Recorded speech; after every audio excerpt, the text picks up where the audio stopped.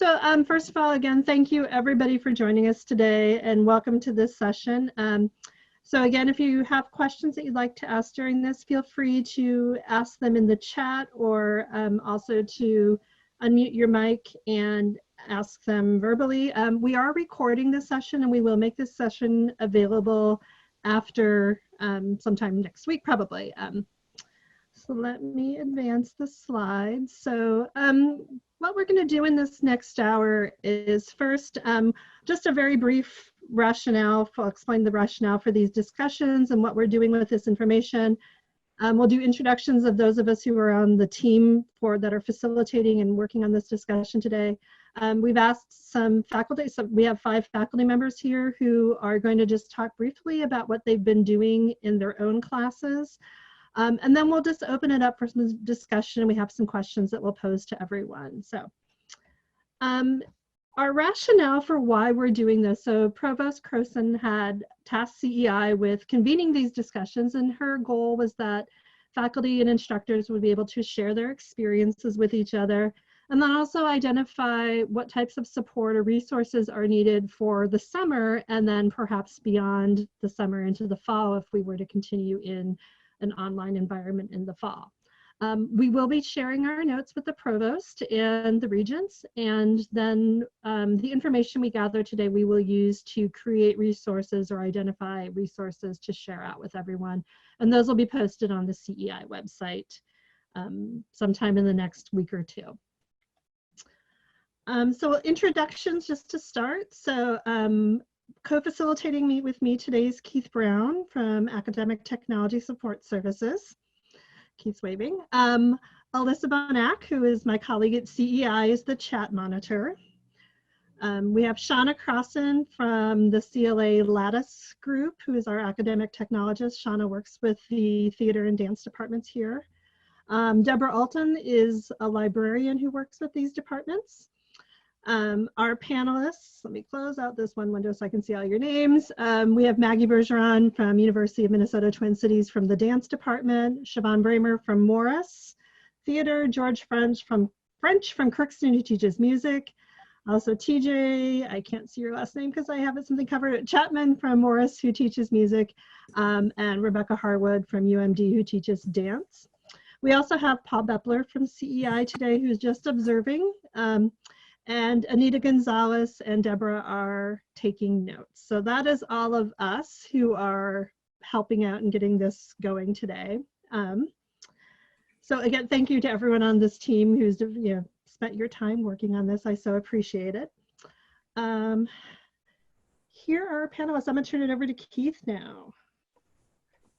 Hi, everyone. Thanks for taking the time on this absolutely beautiful Friday afternoon. Hopefully we'll get you out of here and have an opportunity to enjoy some of that. But at this point, we just wanted to go through and have an opportunity for our panelists to give a 3 or 4 minute brief discussion of what they've been doing so far this semester. So Maggie, it looks like you're up first if you're okay with that. I am okay with that. Thank you. So I'm teaching in the dance program at the University of Minnesota Twin Cities, and I'm teaching a class called Career Readiness in Dance, which is really profound right now. And some of the sort of questions and musings that I've taken into teaching that class, but I've also been asked to support other instructors as they take their movement classes online and their composition classes online. So I feel like I've had kind of a 360-degree view of what's happening in the dance program. But some of the framing questions I've been using and considering as I'm thinking about this is like, what is the relationship between the individual performer and a community of performers? And I saw that in a lot of people's questions, like how do we even think about ensemble right now? I've been thinking a lot about embodiment and what that means, and can we be embodied and not visible on a screen? I think that's something that is driving a lot of our work.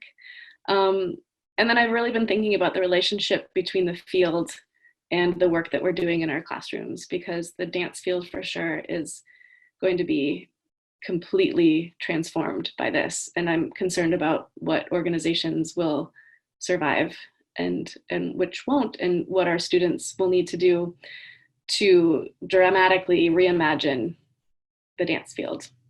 from top to bottom. So those are some things that I'm just like rolling around in my head as I'm doing all these things. Some of the questions that we were asked to consider, what are the easiest things to do in your studio, digital or movement course online? And I don't think any of it's easy, so I'm going to reframe that and say potentially most effective. And I think some sort of an individual instruction, leading through improvisation scores, thinking through somatic studies, visualization, those sorts of internal individual explorations seem to be the most effective. The hardest things, dancing with each other. There's no sweat, there's no wind, there's not a lot of unison, or there's a lag, eye contact, that sort of stuff has been a real challenge. Thinking about composition and choreography, looking at multiple bodies in a space in 3 dimensions instead of 2, it's challenging. Yeah, and one of the things that the other question is like, how can we accomplish some learning goals in different ways? And one of the things that we've been working with at the U is like, in a dance class, I would normally have a chunk of time where I would work really hard to get the dancers' heart rates up. It's like a conditioning thing. And we would like run around or skip or push off each other or whatever, but that can't really happen now. And so instead of doing that, maybe I say, go and run around the block, or go do your stairs for 7 minutes, time yourself, go. And so there are other ways to sort of get to that physical exertion place, because people are dancing in their living rooms, if we're lucky, right? Yeah, I think that feels like 3 to 4 minutes. Well timed. So thank you very much for that. So next up, I fear I might mispronounce what Siobhan Brimmer. So please pronounce correctly, because I'm sure I missed it. It is Siobhan. Siobhan, thank you. Siobhan, V. Siobhan, okay, thank you. Absolutely. So I have some of the similar things as many of us do in the arts as Maggie. I teach performance classes, theater, acting, directing, voice and movement, but I see that we have several other people from dance here today, so I'm going to focus a little bit more on the acting and performance classes. And I'm currently teaching an acting class, and I looked at the questions too and reacted the same way as easiest. It's not all easy, although I would say probably the easiest is just to be there and to talk about and to show, whether you have to move your space around your students, and then be really receptive to their questions and leave time for questions, because oftentimes that can be scary and confusing for students that are under a lot of stress right now. So I'm very student focused here. The thing that I am doing that I find most exciting, and it's mainly due to the fact that the theater world has really jumped in during this crisis and provided lots and lots of resources. And I have lots of tabs open of many things I could show if people care to see them. But this all started with Kit Lavie, a screenwriter and a professor at Southeast Missouri State, commissioned a bunch of playwrights, some fairly significant playwrights, to write scenes that are specifically for this situation. So they are 2 to 4 college-age students who are talking to each other online, who are, and in some instances, dealing with the virus and the fear of it, and others that have nothing to do with the virus. So this is a great opportunity to be able to continue teaching acting, but do it in a realm that's set up for this very situation and this scenario. And what we have found through this process is, because oftentimes my beginning actors use their body a lot, which is great. I come from a dance background myself, but they also tend to overuse their body instead of showing expression in their face and in their voice in more subtle ways. And this online process and doing the scenes that are written for this situation have really helped that, because it forces them to really focus on, how can I show my expression and emotion in my face, and how can you hear it in my voice when you can't necessarily see my surroundings and what I'm doing to be able to do that. And so these scenes that have been provided, and they're continuing to write them, have been an incredible resource that I have used and will continue to use.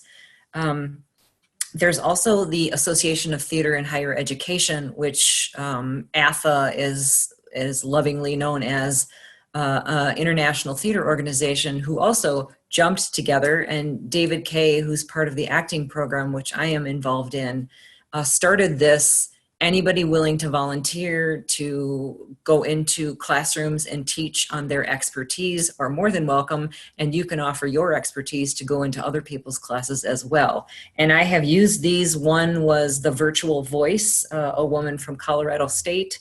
Another one was mime and motion capture, a second-year graduate student from the Ohio State who actually had a teacher who worked with Marcel Marceau, if anybody knows who that mime is. So pretty impressive, pretty cool opportunity for my students because of the generosity of other people in the arts willing to jump in and help out.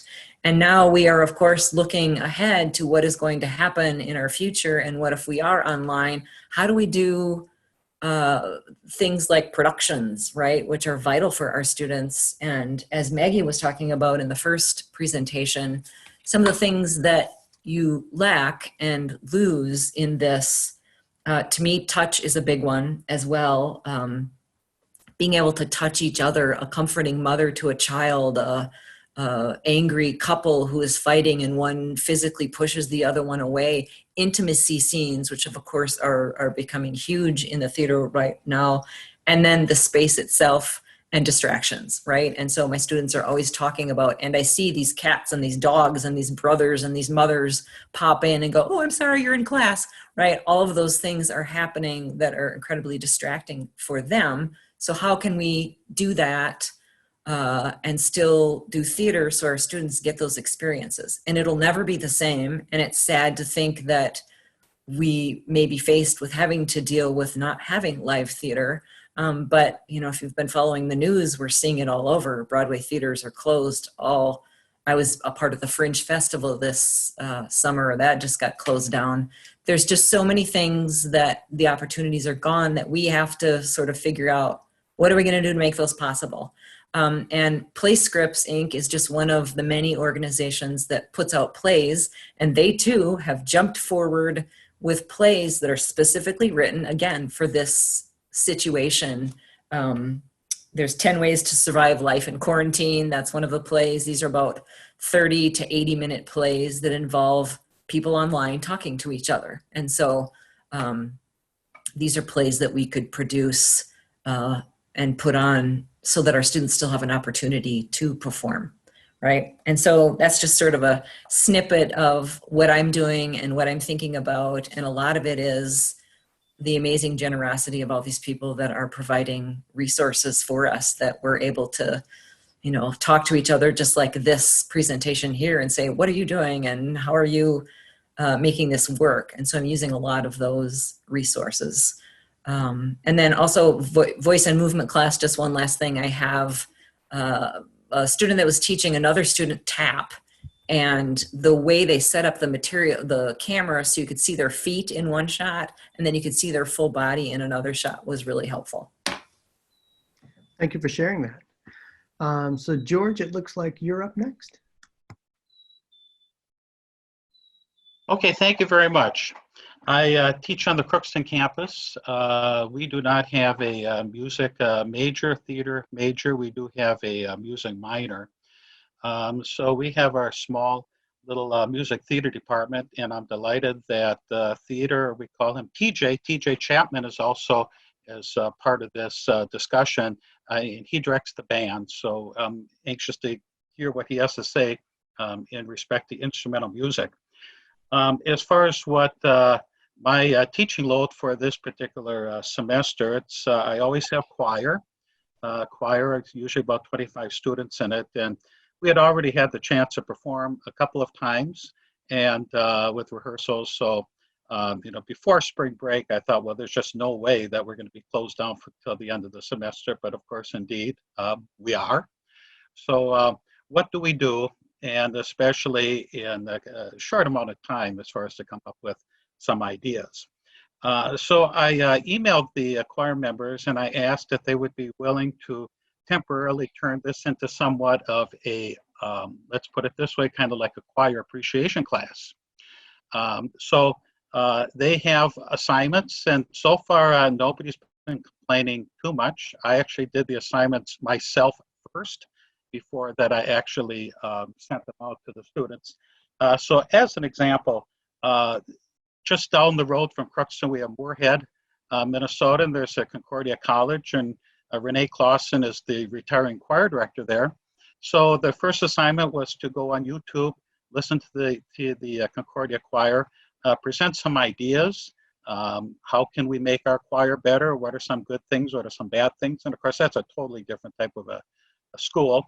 Second assignment here, to listen to the Tabernacle Choir from Salt Lake City. And I've just been amazed at some of the insights. In fact, I kind of feel maybe I've missed the boat in the past by not actually incorporating some of these kind of assignments with the choir. Third assignment was to, there are some YouTube clips of the Messiah, and where you can actually listen to each part, like the Hallelujah chorus. And so they were to sing along with that and to present some ideas. So these are the types of assignments that I have been receiving from the students. And I have really enjoyed reading what they have. So far, everything's been turned in on time. And that just seemed to work for me. I thought of trying to do some type of virtual rehearsal or that type of thing. I think maybe give it a little bit more time, because I also teach this semester class piano. These students go home, and I have about 30 students in class piano in 3 sections. And what are they going to do? They probably don't have a piano at home. So I kind of turned that into sort of a piano appreciation class. The first assignment was to do a little research on ragtime. Second, do a little research on Chopin, who happened to just write music for the piano, etc. I have a total of 6 of those. When they turn in these assignments, I print them out. I don't know if this is the best way to do it. I print them out, I correct them, I make some marks on them, I scan them, and I send them back because I think it's important for them to realize that, yes, I do read them, and I make some comments, and I think that they've appreciated that. And then particularly if there's some spelling mistakes and that type of thing, I certainly don't mind making those corrections and sometimes asking them to resubmit.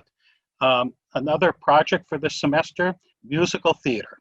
Our theater production was supposed to be Firebringer, kind of a musical comedy type of a deal. Production May 1, 2, and 3. Well, the first thing that I did here was to reschedule that for next year. So we're still going to do the show. The royalties will carry over and this and that. Most of the students in it will still be in it, but there's a few who will not be coming back. So what I did here is I came up with a list of all of the other shows that this particular author and lyricist, what they had written. And fortunately, they are all available on YouTube. So ask them to go ahead and to take a look at those shows, to write some ideas about the shows and this and that, some personal reflections on that. This being kind of a small department, and I'll kind of quickly move on, hopefully, to TJ, so you can have a few comments. I also teach music theory. That probably was the toughest one. I had never thought of even doing assignments online, so they have their assignments. I'm afraid there's some stuff that we're just going to miss, but we don't have a music major here, and I think it's going to be okay. And then the other class, and then some private instruction. I'm dealing with each one of those students individually. And then finally a class which is called Music, the Jazz and Rock of the 20th Century. That particular class I had developed online. I haven't taught it yet, so I kind of grabbed some ideas from that as far as doing some essays and some assignments. So it's a busy day, looking at the assignments and correcting them, returning them, or whatever. On the other hand, in my life, I'm not directing a theater production. There's no spring choir performance. We don't have the choir singing for graduation, and this is all very unfortunate. So it's just a totally different type of work environment for me. Thank you. Well, thank you for sharing that. And we'll move on to TJ now. Thank you for having me. I do work with George French there at the University of Minnesota Crookston in the music department. I also teach courses in mathematics and statistics, which is actually my primary appointment there at the University of Minnesota Crookston. But I have advanced degrees in music as well, and a few years ago they were gracious enough to allow me to start directing the bands there. And I direct the concert band, the jazz band, the pet band, any wind and percussion chamber music that we might do.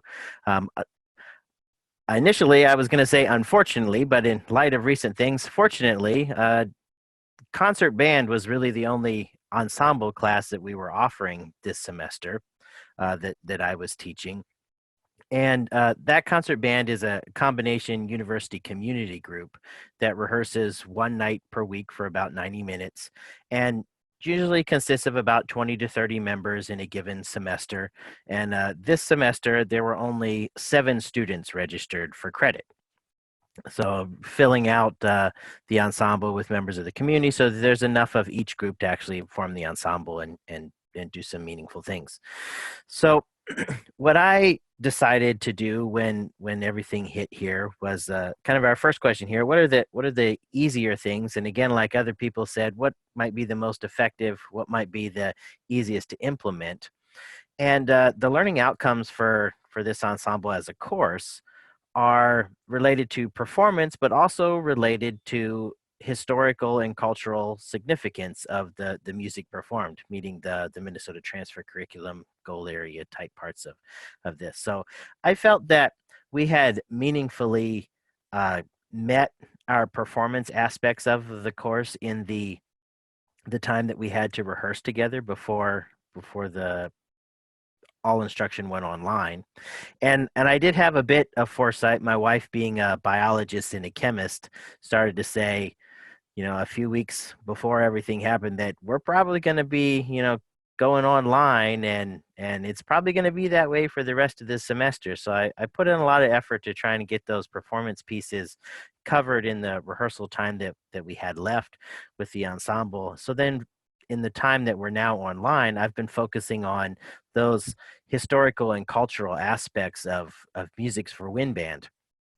And so what I decided to do was I had the students basically write program notes. So I took my 7 students and I assigned each of them one of the pieces that we had been working on, or for some of the older students, other masterworks for band that they've studied in their time in my ensemble. And I gave them some guidelines about what to put in a good set of program notes, and for them to address certain aspects of the historical and cultural significance of the piece, the composer, and if applicable, the arranger. And they're going to share these with me. They're actually due on Monday, and they will share these with me, and I will give them some individual feedback, but then we'll also have the group come together as a group to read them, to share them with the group, and then have a discussion about them.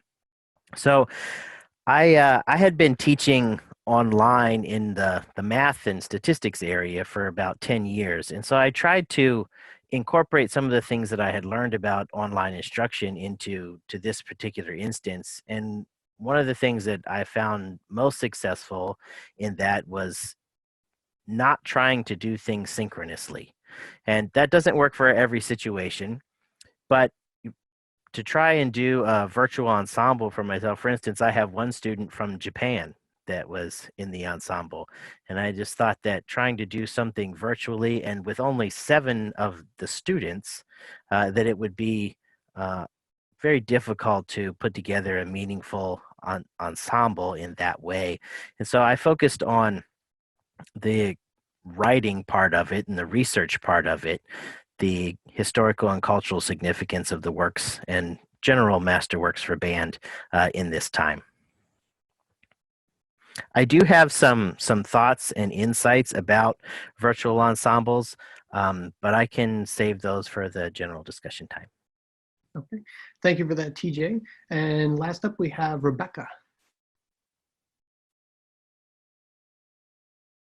There, now I'm unmuted. So now hopefully everyone can hear me.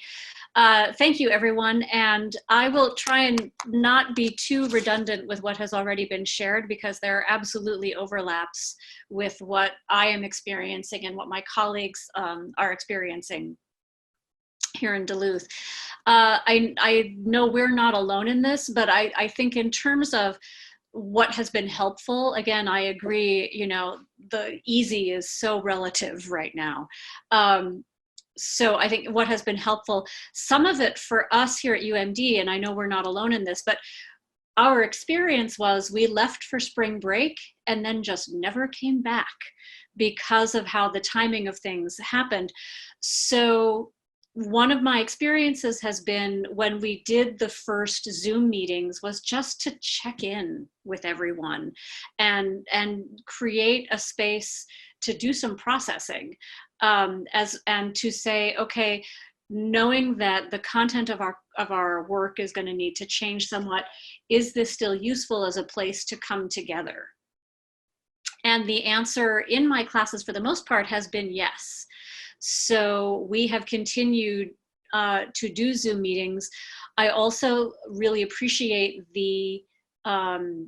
the university's decision to open up SN grading to provide that option, because I have had some students in some of my classes who, for them to continue to keep their sanity as humans, they needed to have that flexibility to alter their approach to their academic work for the rest of the semester. I think absolutely flexibility in approach, flexibility in expectations, and openness to the happy accident has been helpful. And I can say a little bit more about what that has looked like. But I also want to echo some of what Siobhan said in terms of the incredible outpouring of generosity from the community, from the dance community and the theater community, not just regionally, but nationally and internationally. A number of you are probably already aware, but in case you're not, in terms of websites that have become clearinghouses for dance-specific information, there was a website launched called dancingalonetogether.org that almost immediately sprang up as a clearinghouse for people offering classes online, both synchronous and asynchronous. Some of them initially just putting it out there saying, we just want to keep dancing. Others more, now it's also become a way to be able to provide a service, but also provide an opportunity to make a donation to help, yes, thank you, Alyssa, to be able to help some of our arts organizations try and figure out how they are going to survive the incredible challenges of this time. In terms of my specific classes, my areas are dance and musical theater, and so my work straddles concert dance and musical theater, and it also straddles teaching studio performance classes and academic lecture classes. So I have a range of what's on my plate this semester. For my lecture-based classes, I'm teaching musical theater history and dance history, and I felt fortunate that I already was using Canvas a great deal. So I already had a pretty solid framework, and in that sense have found Canvas to continue to be a good tool for working that way. What I've been able to do is just kind of build on what I already had in place there and then add to it and create some additional assignments. My musical theater history class, it's a humanities liberal education class, and they were a group that I would not have been at all surprised if they had said, nah, we're good, we'll just do our assignments that are already on Canvas, we don't need to see you. But they wanted to still come together, and they wanted to still basically kind of have the lectures. What's been interesting experience with that group. There are some who are already coming to it from a place of being musical theater fans and having their areas of knowledge that they want to share, whereas others are coming to it because they're interested in the subject, but from the outside. And so maybe feel less confident about speaking. And then there are those who are also just, they're straight up there for the humanities credit, and this seemed the least painful way to acquire it. And that's okay. We talk about that at the beginning of the semester, that I recognize that that is part of the function that this class serves.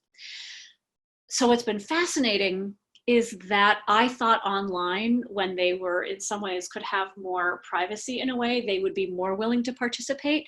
They've actually been less.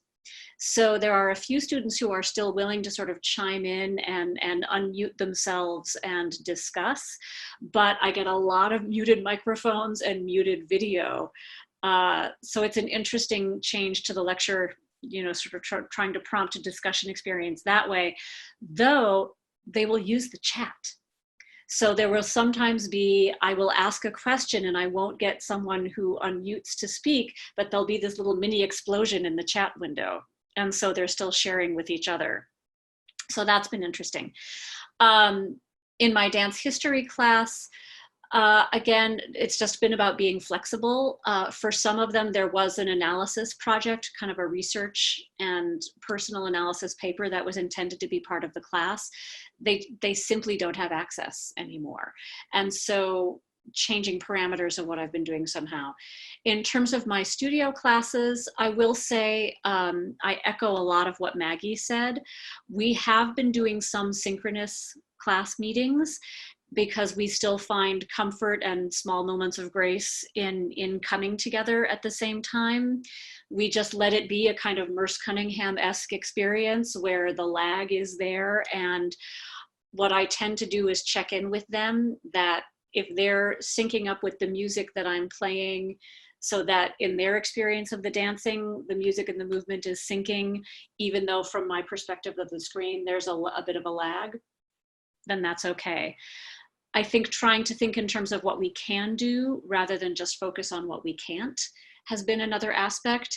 This has made me realize how big a piece traveling through space is in my dance teaching pedagogy when I can't do it anymore.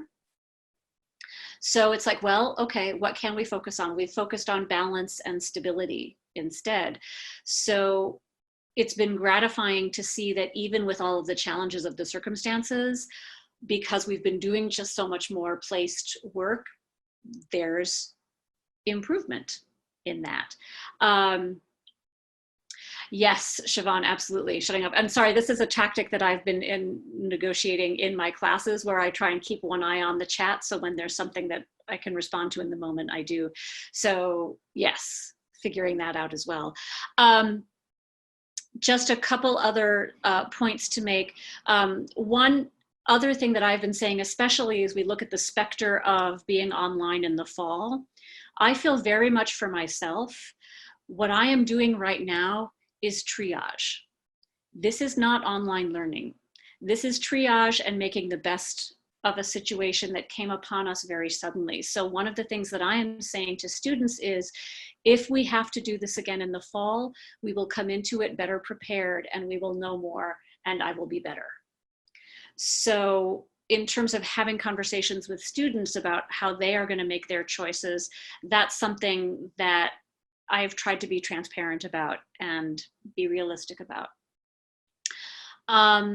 One final thing is this production, because in addition, we were in rehearsals, about 2 weeks into rehearsals for a production of Little Shop of Horrors that then just came to a stop and went poof. So we are looking at a couple of different options. One thing that we are looking at is, depending on whether or not we're able to come back in the fall, we may try to put together a concert version rather than the full production, do a concert version of the songs just with keyboard. Now, if we find out that we're not allowed back in any way in the fall, we may just decide what we need to do is just let go and look ahead to what next season is. And we're also starting to talk about what that might look like.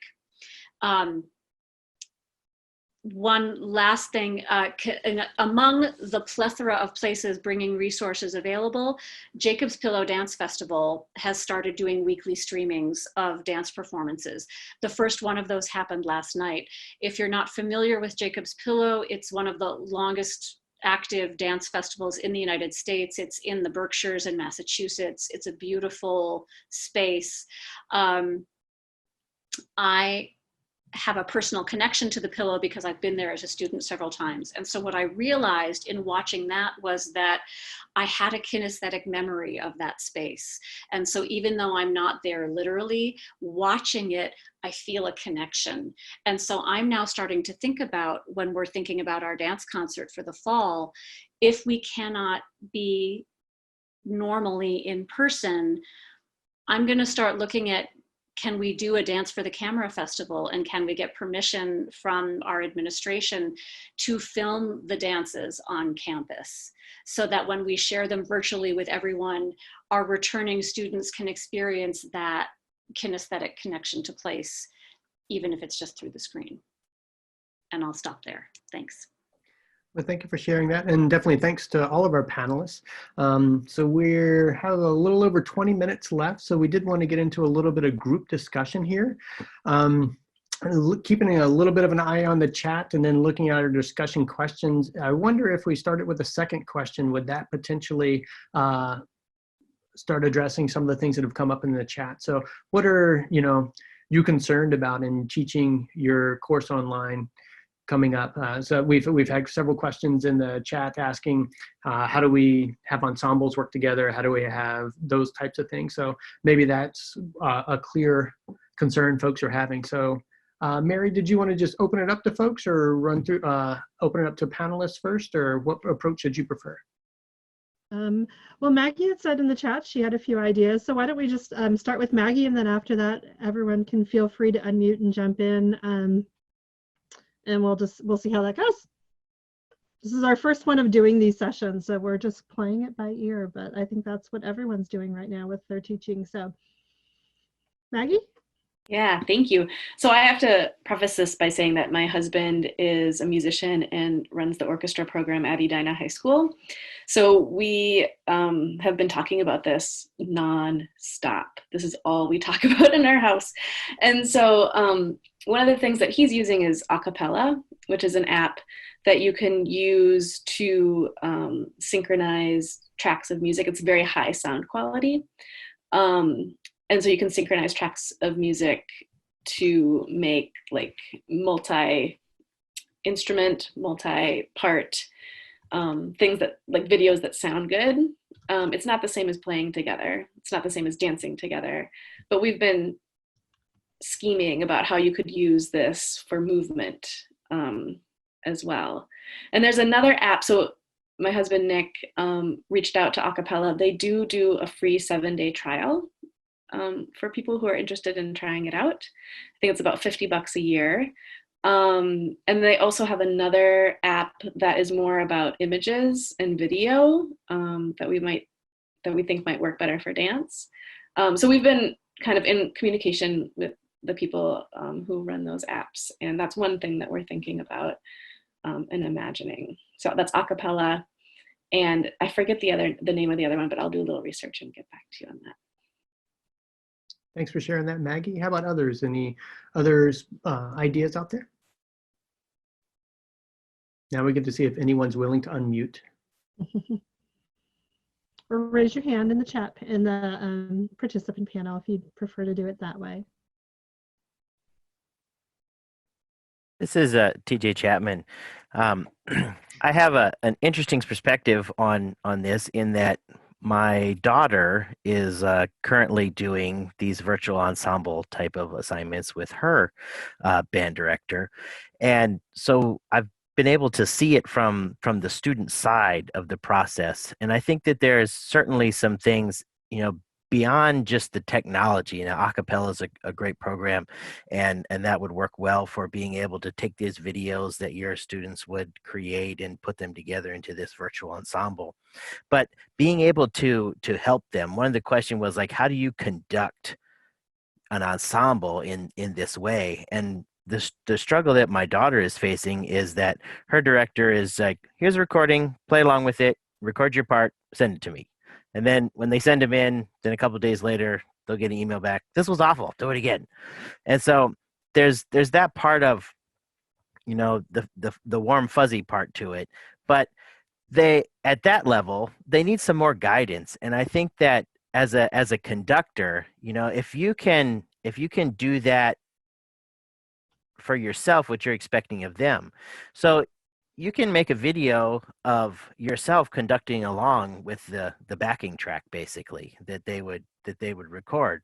And you can provide cues for entrances, and they're not going to know who the cue is for. You know, I was telling my daughter, okay, well, set up your room with your stuffed animals, you know, like here's the clarinets and here's the percussion and here's the giraffes playing the trombone. But anyway, but you know, you can put little blips, you know, up on the screen in the video, little comments that pop up in the video and say, okay, clarinets, you're coming in 3, 2, 1. And I think that would be a great way to give yourself some presence in this virtual ensemble. And it would also allow them to have something visual to keep time with. Now, granted, at the university level, the students are much closer to that professional level where they're going to be able to better play along with the recording, but it still gives them that connection to the conductor of the ensemble that I think is very important in this setting as well. Yeah, Rebecca? I was going to, I'm so enchanted now by the idea of how that recording could work that I think I remember what I was going to say. I think one of the challenges, I agree, has been in teaching and trying to do a teach in real time dance class, is that I have found either I can dance with them or I can watch them. But it's very difficult to do both at the same time, which is something that is normally much more seamless if you're in the studio all together. So I have been, you know, looking at ways of, okay, just saying up front, we're going to do this combination more than once. And the first time I'll dance it with you, and then you're going to do it again so that I can watch. But I've also had colleagues who have talked about they pre-record a warm-up or pre-record parts of a combination and then share that screen through Zoom so that the students have something to follow in real time, but then he can be observing them in real time and being able to give feedback in real time. So I personally have not employed that strategy yet, but I think it is something to think about. I have, however, taken advantage of being able to record the Zoom meetings that I'm the host of. And then, because then what that has allowed me to do is I can download the recording and then post it on Canvas. And I know every teacher has to decide for themselves what they feel comfortable with in terms of posting their content. But I have found, for me, there are circumstances that make me willing to do it. And in that case, what I appreciate about Canvas, back to Canvas again, is that if you upload video within Kaltura in Canvas, you can then set it so that students may or may not be able to download it. So I can upload the video, I can embed it into a content page in Canvas, and then my students have access to it. So if they want to go back and dance themselves through the warm-up again, or for combinations for one of my classes, you know, they have 2 different options for a final project. I can put videos of that movement material for them so that they have something to work on when we're not together. But there's a sense of, in terms of the music that I'm using and in terms of the video, it's within Canvas. So in terms of kind of copyright protections, there's something in place. Now they could still hold up their phone to their laptop and film it that way, but I feel like I've at least done my due diligence. Right, so Rebecca, I could chime in a little bit on that because I'm doing some similar things in my voice and movement class. Is I have done a combination of those. So I have videotaped myself doing a dance combination or a warm-up, sent it to them prior to class, asked them to watch it. Then we watched it together in class, and then I walked them through step by step the combination or whatever it was, so that they had all of those things happening.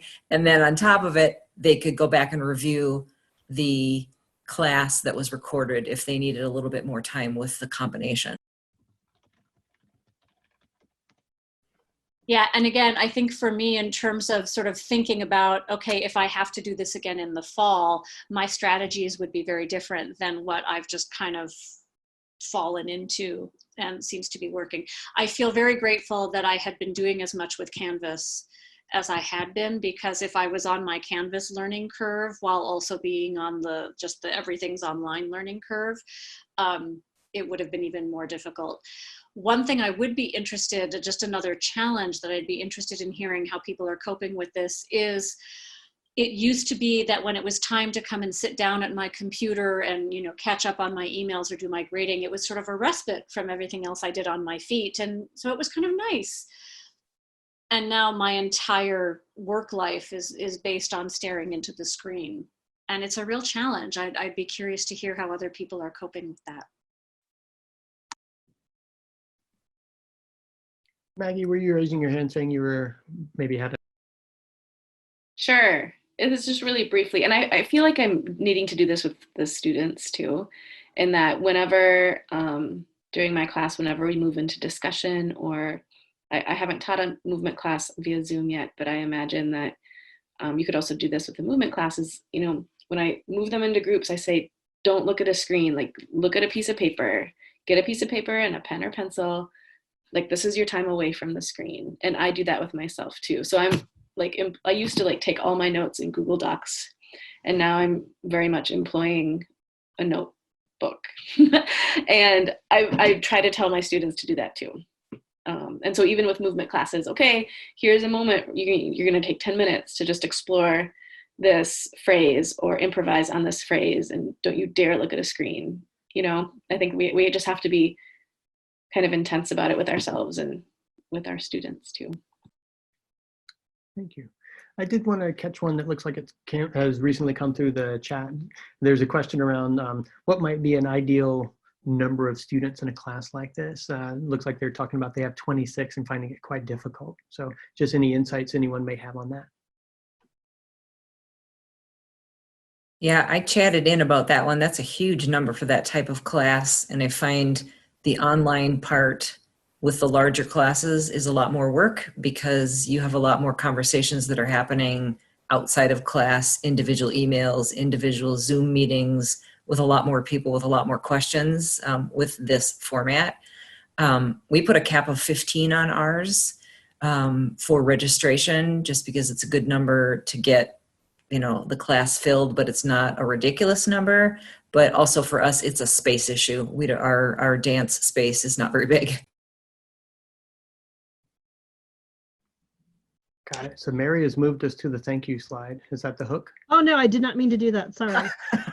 So in the class, my cap is 30 students, and we have a whole gym. I didn't fill the class, that particular class up. I think we had about 28 initially, and we've lost a few when we moved to online. So going through and working with the students individually, well, you know, I'm teaching and I have everything going on, and giving them feedback to improve has been a little hard. We have a lot of videos that we did post on Canvas during that break over the spring break. We pre-made videos teaching a number of the different basics that we do. We use that and then develop some feedback where the students would watch and do, and then give written responses to us, which we hadn't done before. So from their written responses, then I would make a homework response video back to them, showing the common things they were having problems with and how to fix them, posting those videos, as well as design a practice video going at a good clip so that they could then use that kind of like a workout video, but to practice all the things. Then we also had them record their own videos of themselves doing all the basics, and I'd go in and watch each one and give specific feedback for how to fix all the different things they need to be fixing, which takes a lot of time from my side, which, you know, we used to just do it all in class. But I'm glad to hear that other people are capping it at 15. That sounds good. Thank you.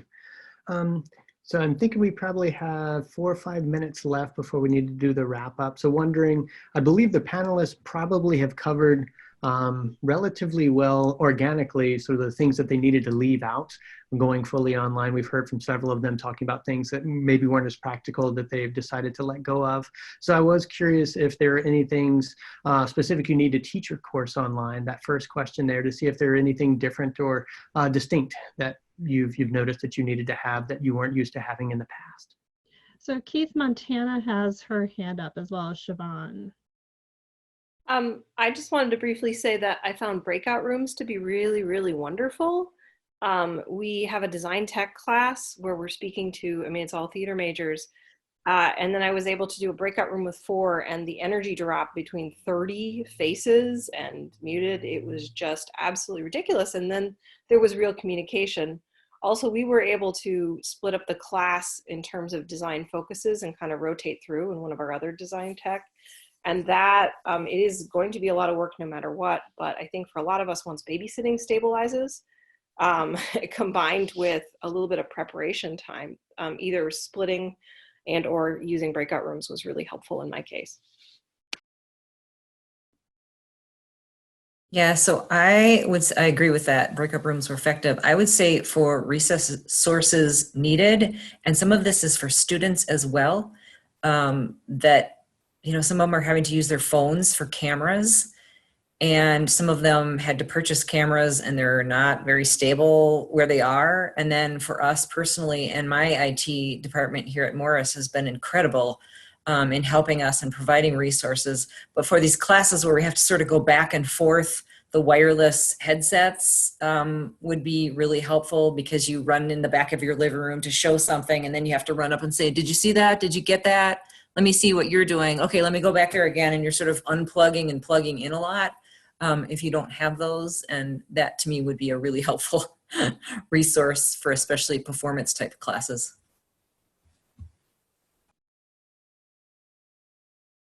Thank you for that. How about others? I was going to say, just in terms of access to storage, and sorry, I realize I may have just kind of jumped the line and jumped in here, so I apologize. But for, again, this idea of, if I haven't come up against the ceiling of what I'm allowed to use in Canvas yet, but if we keep having to upload more videos to make those resources available, making sure that each account is assigned an appropriate amount of storage so that we can make the resources that we need to make available online. So being the representative from OIT, I can maybe answer that one just a hair. And that if you wind up uploading through Kaltura, so if you're putting it in Canvas, that doesn't count against your class size, the amount of video that you have in there. It really is the files and things like that. So if you're using Kaltura, the video shouldn't count against you. And everybody has 4 gigabytes is what they have for their total course. And again, that's without the video if you're using Kaltura. Great, thank you. Deborah, Shauna, do you have any resources? Again, Shauna is the academic technologist from CLA's Lattice, and Deborah is a librarian who works with these departments. Do either of you have any resources you'd like to share? I've been working on getting as many online resources, research materials available as possible. Doing a trial with Alexander Street Press with the dance studies online, and we have Dance Video 1 on campus in the Twin Cities, and so I also have a trial going for Dance and Video 2, along with production design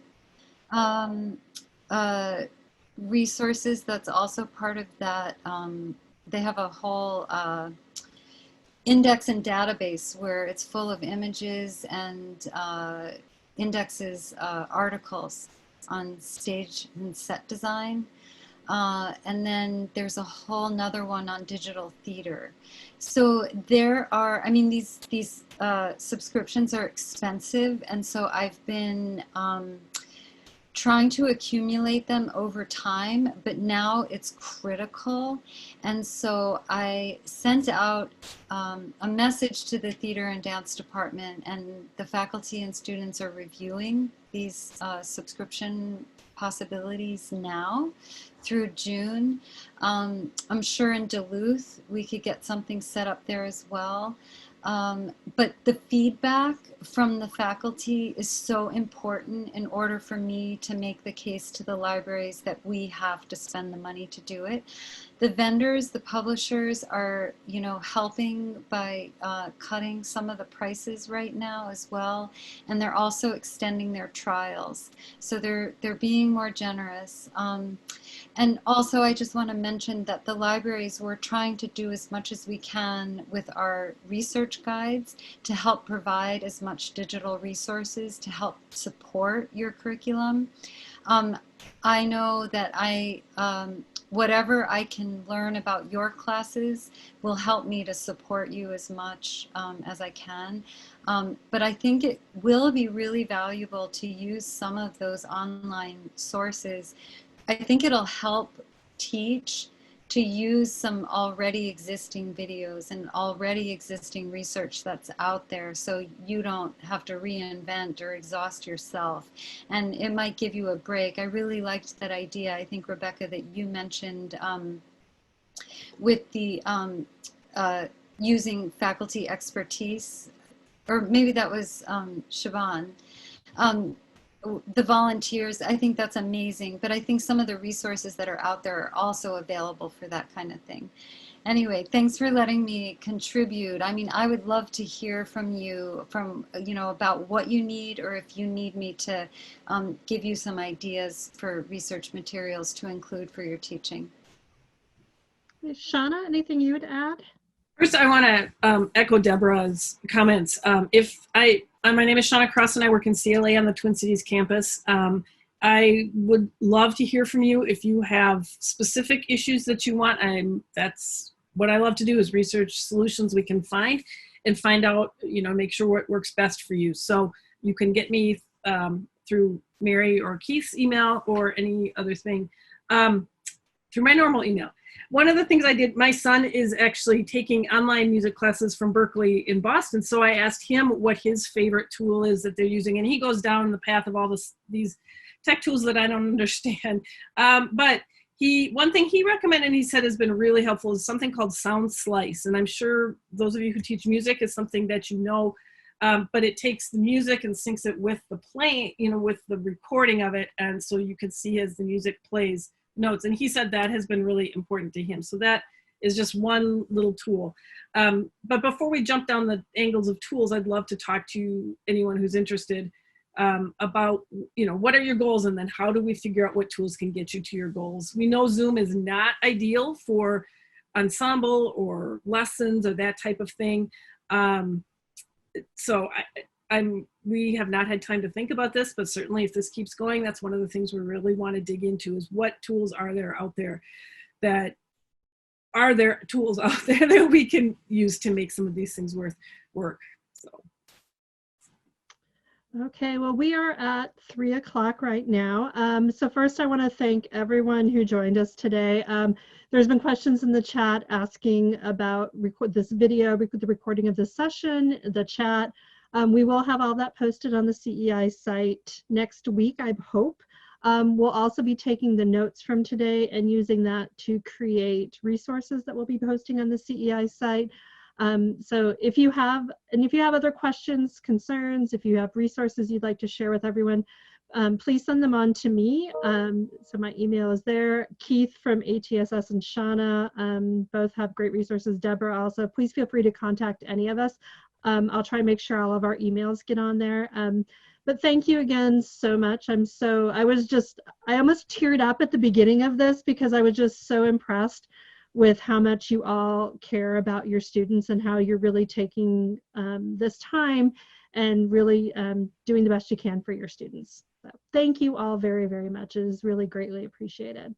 Thank you everyone for your time. Thank you all for doing this.